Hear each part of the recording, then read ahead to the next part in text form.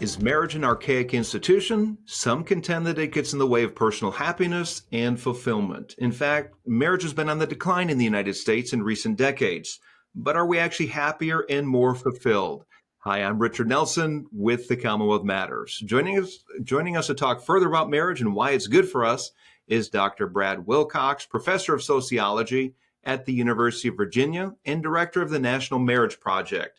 He also serves as a fellow for the Institute for Family Studies and the American Enterprise Institute. Dr. Wilcox is the author of numerous books and articles defending the importance of marriage and the family. His most recent book is the topic of our conversation today. It's called Get Married: Why Americans Must Defy the Elites, Forge Strong Families, and Save Civilization. Brad, welcome to the Commonwealth Matters. Good to be here with you, Richard. So let's start out with your title. That's provocative. And it implies that the elites somehow are undermining marriage or sending the wrong message about marriage. And I'm guessing that has something to do with the decline in marriage rates in recent years. Tell us what you mean by how elites are, how we must defy the elites. Where'd you get that idea from? Yeah, well, what I've seen, Richard, is that too often our elites kind of tend to discount or deny the importance of marriage in their kind of public capacities, even as they kind of often embrace marriage privately, kind of in the privacy of their own homes and neighborhoods. And so just kind of one example of this is when my book title was first kind of coming out onto the internet last summer, I got some pushback from a center-left journalist named Matt Iglesias saying, well, the elites are doing fine when it comes to marriage. What do you mean defy the elites?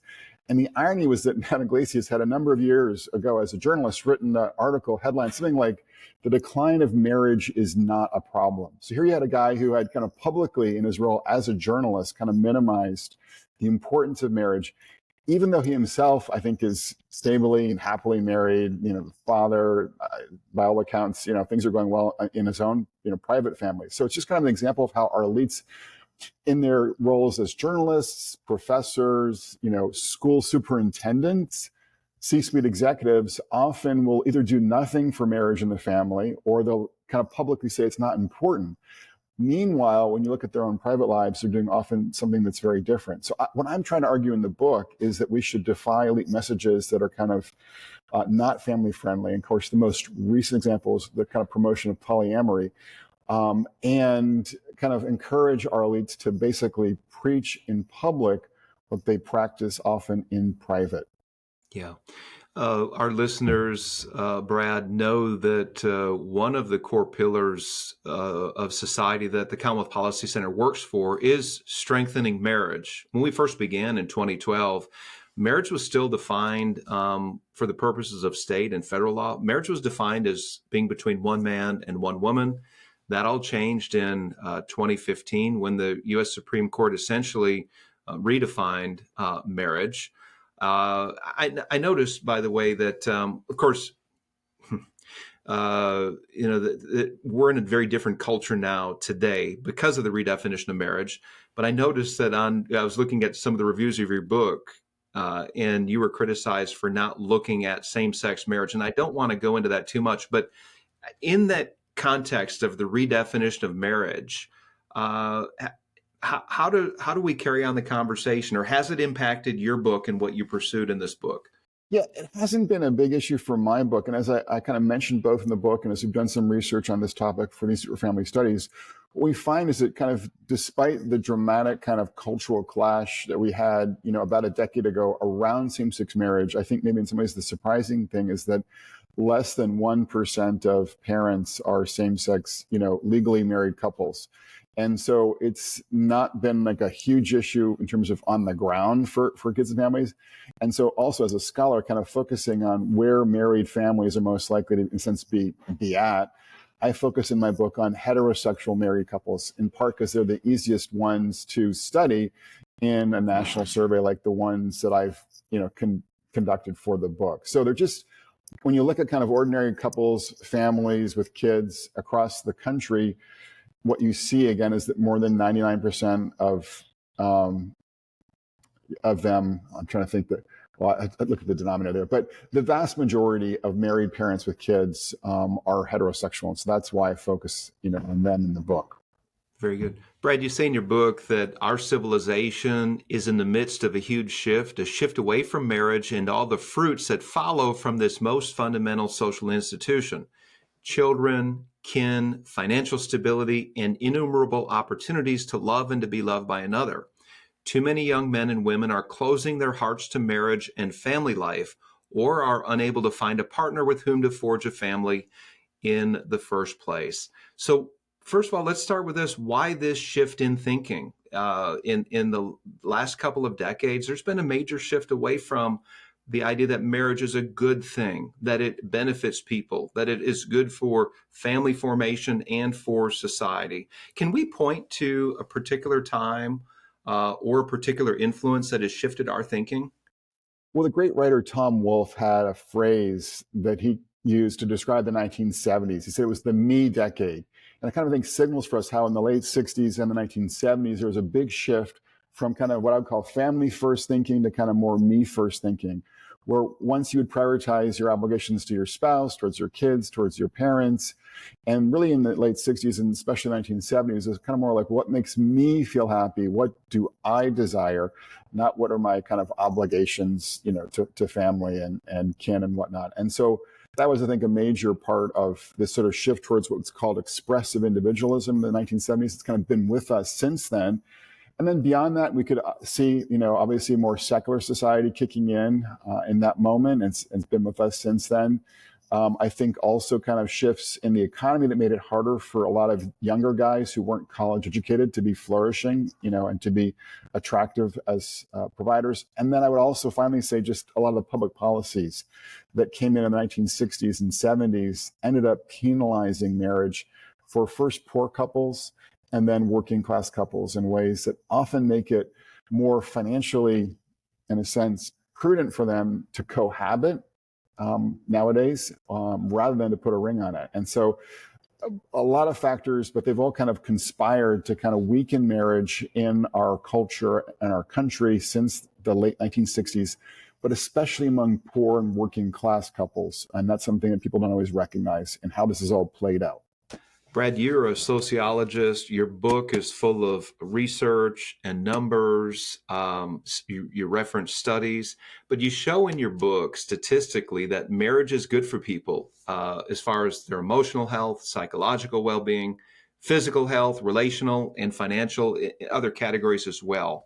And just after reviewing that and thinking, there's a lot of good reasons to get married. And I'm thinking, just for pragmatic reasons like those, you'd be better off married than unmarried. And yet there is a strong message from the elites, messages from Hollywood and influencers in our society that say, no, it's a drag. You start out in your book referencing Andrew Tate, the social media influencer who is dead set against it and very critical of it. I guess I'll ask this: how do you overcome voices like Andrew Tate? I don't think a lot of young people are going to read this for the statistics or say, yeah, statistically, this is good for me. I should get married because of all these different reasons. I think people are more influenced by a personality or a strong voice. So I guess my question is, how do you overcome a strong voice like that when it comes to reaching young people? Yeah, great question. So it is important just to underline that from the left, we've been hearing a pretty negative message about marriage and motherhood for women. The New York Times had a piece that said, married motherhood in America is a game no one wins. Again, targeting women with a kind of anti-marriage, anti-family message and talking about the emotional cost of being a wife and mother. And then now, obviously, Andrew Tate on the online right or the red pill right has been saying that, there is zero statistical advantage when it comes to marriage for men. And so the kind of red pill right is basically telling men, to steer clear of marriage and family.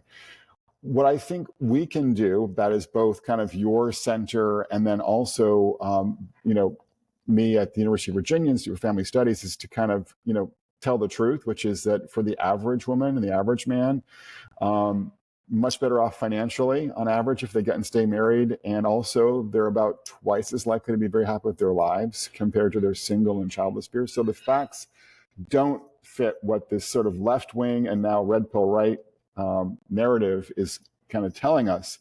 But then probably, I'm not going to be an online influencer like Andrew Tate. Probably you're not going to be either, Richard. But I think if we're kind of, sharing this message, in our own capacities, but also maybe working to have like the success sequence, passed and implemented in the state of Kentucky, we can basically convey to a lot of young adults, to school children across the state of Kentucky, for instance, that the science tells us that young adults who get married are much less likely to be poor and much more likely to be happy. So I think there are ways that we can kind of pull levers in the policy world, like where you sort of sit, and in the journalistic world, in part where I often sit, that can kind of send a different message that will then be taken up by other people, including hopefully more family-friendly influencers, to kind of push back on the Andrew Tate or that New York Times, writer's message about motherhood and marriage. Brad, you say in your book that the modern dream of success is measured merely in dollar signs and free time. It does nothing to measure things like meaning. I thought that was profound. In our post-Christian, very secular culture, we look at things like college degree. What kind of job do we have? How much are we making? But those things really don't offer us meaning in life, and that's the case that you make. Tell us how marriage, or why marriage and family contribute to meaning, and that's a better measure of happiness. Yeah, so Richard, I was asking my wife, actually, appropriately enough, for kind of like a myth that would kind of, or a legend that would kind of convey an important truth about marriage. And she said wisely, what about the Midas myth, or in the Midas legend? And of course, it's the story about a king who was kind of looking to gold as sort of his source and summit of his life. And then because he's, kind of turning everything to gold, unwillingly turns his daughter into gold. And he's, at that point, beside himself, right? And so it just kind of tells us that if you make the Midas mindset your lodestar in life, you're going to end up in trouble. And I think our culture is doing that more and more in terms of education, having a lot of free and fun time, and especially in kind of thinking that the most important thing about our lives is our work, is our career, rather than sort of seeing family and friendship as, two key touchstones for us. And so in particular, I can show in my book that people who get married are markedly happier than their peers who don't get married, and that nothing predicts happiness in life like a good marriage does. Not a great job, not frequent sex, not good health, you name it in the data that I look at. If you have a good marriage, that's going to be the most powerful predictor of a happy life. So I'm just trying to get people to sort of shift their thinking away from that Midas mindset and towards a more family first or marriage mindset when it comes to how they run their lives. I started the Commonwealth Policy Center to help Christians to think biblically about the issues of the day. Hi, I'm Richard Nelson, and I just wrote a book of my nearly 3 decades of experience engaging politics and public policy. It's called Christianity and Politics, and it can be pre-ordered on Amazon beginning July the 15th. Have you ever thought about running for office, simply presenting in a public forum, or teaching your Sunday school class? This book is for you. Again, pre-release orders are on Amazon July the 15th. Please order it today. If you're just joining us, you are tuned in to the Commonwealth Matters. I'm Richard Nelson, here with Dr. Brad Wilcox. He is a professor of sociology at the University of Virginia, and he is the author of the book called Get Married: Why Americans Must Defy the Elites, Forge Strong Families, and Save Civilization. Brad, you focus on 4 groups in your book that are largely benefiting from marriage. You call them the strivers, the faithful, Asian Americans, and conservatives. And the first question is why are these groups entering marriage at a higher rate? And why are they more successful in their marriages?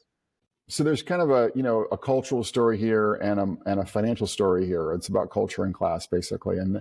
And just to start with the financial piece, what I find with most of these groups is that they often have guys, within their ranks who are stably employed full time. And we still find in the 21st century that women generally are looking for guys who have a decent job, and they're more likely to stay married to guys who are gainfully employed. And so I think we can't minimize the importance of, money in general, but also more particularly, men taking their financial responsibilities, their professional, path seriously. Now, again, I'm not saying that they should kind of go all in like we were talking about just a second ago, but just to, unfortunately now there are too many young men who kind of don't take high school and or college and or some kind of vocational, training seriously. And they're not making a real effort in their 20s to kind of be employed full time and to get, their career launched successfully. And so I'm looking for basically a basic minimum of seriousness for guys who are interested in getting married and being good husbands, to their families. So that's one piece, that those four groups tend to have guys who are, have got their professional act together. But then culturally, a lot of these groups, religious Americans and conservative Americans especially, would tend to prioritize marriage more than other Americans would today. And a lot of the virtues that go with marriage, like fidelity, for instance. I mean, one of the most striking things we're seeing today, Richard, and I just wrote about this week for Family Studies, got a lot of attention, is we're now seeing a 30 percentage point gap between Republicans and Democrats when it comes to their embrace of the classic fidelity norm that, you shouldn't have sex with someone besides your spouse. And that's in part because the left has embraced polyamory in the last decade as one of their pet causes. So people who don't fall for those kinds of, fashions and kind of embrace, some more old school commitments when it comes to marriage, including fidelity, are more likely, not surprisingly, to be flourishing in marriages today as well. So there's, again, a cultural story and a financial story that help to explain why those four groups are more likely to be getting married and either happily married or stably married today. So I want to go to the faithful, the group of the faithful. Religion has been criticized as a negative towards marriage. You mentioned this in your book. Some say that it's a negative force, but you're saying, in fact, I'll quote, "No, the truth is that religion is generally a force for good when it comes to the quality and stability of married life, men's and women's satisfaction with their lives, and the welfare of children. The research tells us that American men and women who regularly attend a church, synagogue, temple, or mosque are significantly happier in their marriages, less likely to end up in divorce, and more satisfied with their lives, and their children are more likely to be flourishing." And you back this up with the numbers. You're not just pulling this out of the air, but this is statistically true, that those who have a religious basis, a religious foundation, as they enter marriage, they're going to have happier lives and more stable marriages. And this contradicts what the political left, if you will, is pushing, doesn't it? Yeah, so I mentioned that there was an interview in the New Yorker between Isaac Chotiner and Professor Sam Perry, who's a progressive sociologist. And it kind of just, painted a portrait of Christian evangelical men and their wives as kind of stuck in archaic, ideas about pornography and sex and the sacredness of marriage, and that they were kind of, Christian guys were guilty about using pornography and their wives were divorcing them in high numbers and everything else.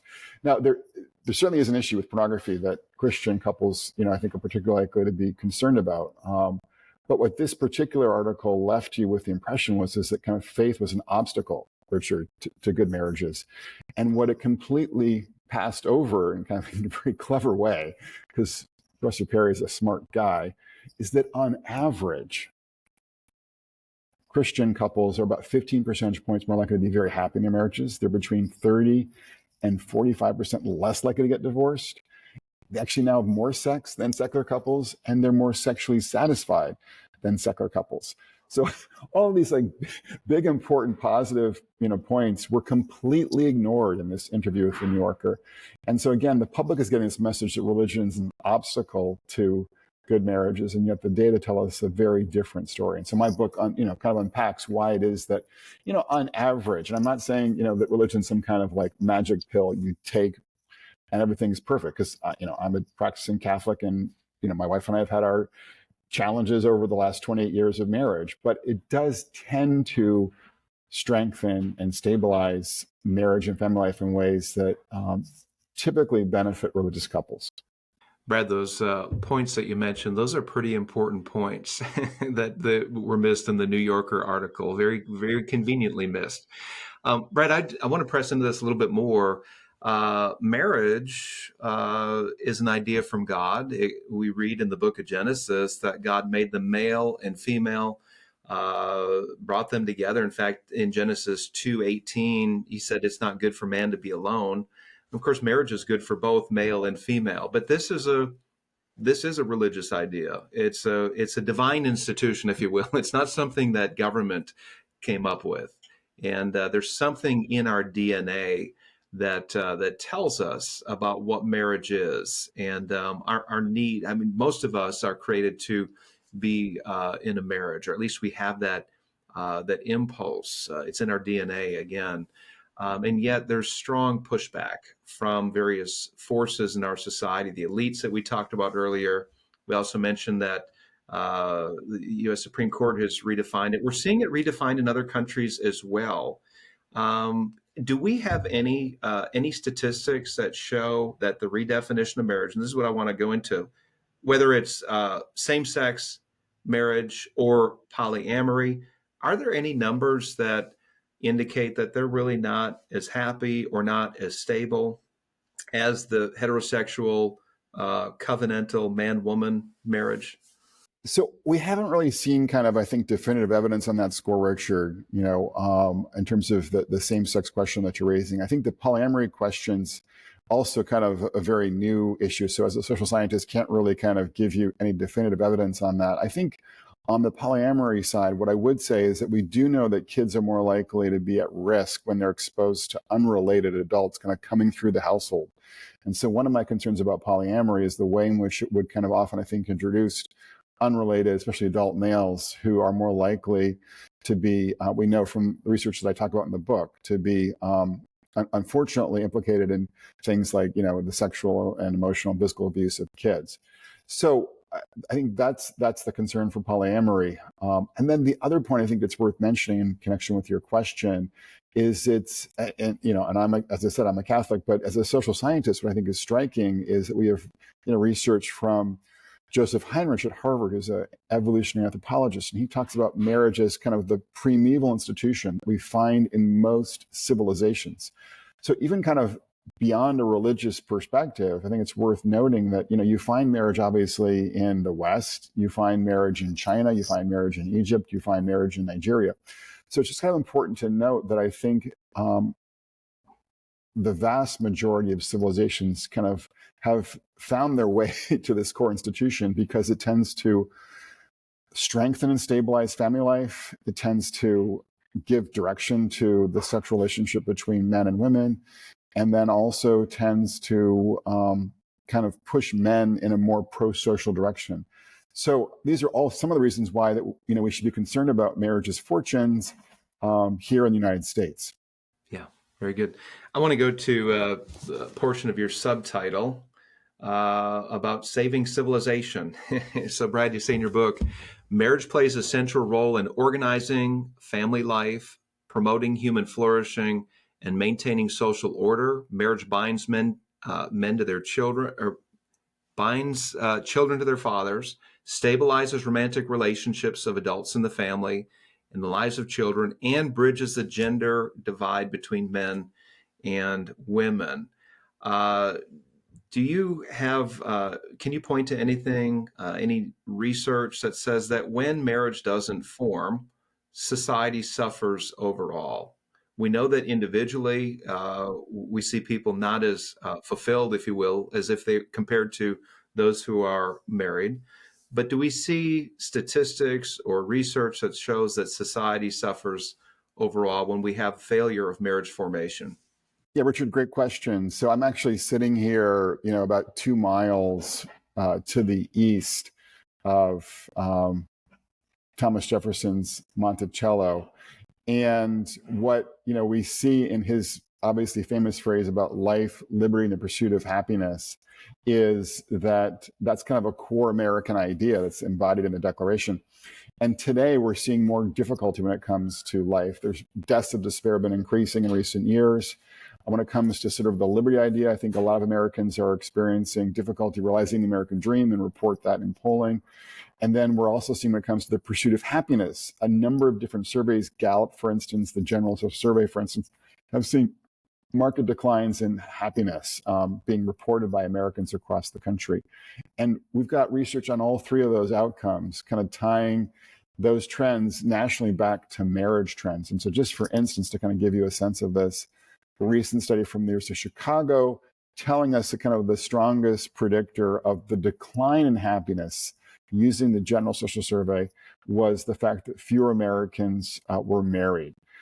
Similar findings, deaths of despair, and then also when it comes to the American dream, we know that two-parent families in the community are strongly linked to poor kids' odds of making it financially in America. So there's a lot of research that kind of shows us that what happens in our own homes, Richard, doesn't matter just for ourselves, for our mates, and for our kids, but for our neighborhoods and for our broader communities as well.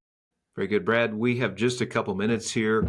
I want to close with recommendations that you might have for policymakers. We talked about, you'd mentioned early in the program that in the 1960s, policies changed to undermine and even discourage marriage. So what can local and state and even federal policymakers do to encourage marriage?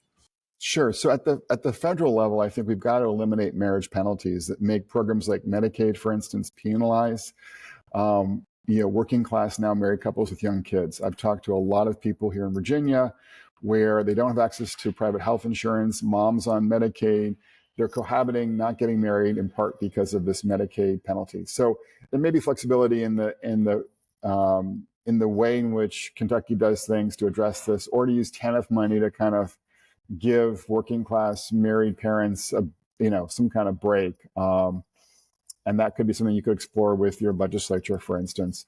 At the state level, I think getting the success sequence into public schools across Kentucky would be great. This is this idea that getting at least a high school degree, working full time in your 20s, and getting married before having kids reduces your risk of poverty just 3% in your late 20s and your 30s.